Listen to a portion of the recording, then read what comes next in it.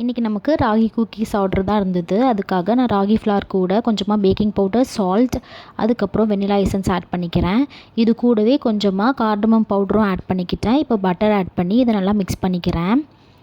Butter add பண்ணி என்றைக்குமே cookies செய்யும்போது நம்ம நம்மளோட கையை வச்சு தான் மிக்ஸ் பண்ணணும். ஸ்பூனை வச்சோ இல்லைனா விஸ்கை வச்சோ மிக்ஸ் பண்ணும்போது அதோட கன்சிஸ்டன்சி நம்மளுக்கு கரெக்டாக தெரியாது.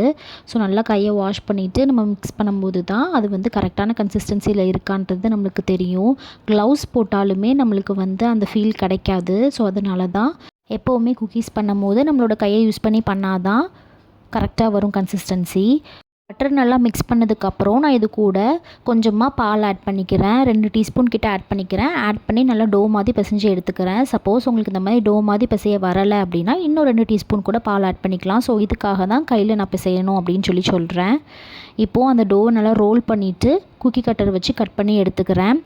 குக்கி கட்டரை வச்சு கட் பண்ணுறதுக்கு முன்னாடி இந்த டோவை ஒரு 1/2 அன் ஹவர் ஃப்ரிட்ஜில் வச்சு செட் பண்ணி எடுக்கணும்.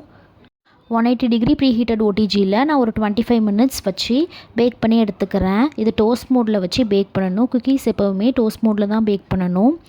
குக்கீஸ்க்கும் பிஸ்கெட்ஸ்க்கும் என்ன டிஃப்ரென்ஸ் அப்படின்னா, பிஸ்கெட் நல்லா கிறிஸ்பியாக இருக்கும். பட் குக்கீஸ் அப்படி இருக்காது. கொஞ்சம் சாஃப்டாக தான் இருக்கும்.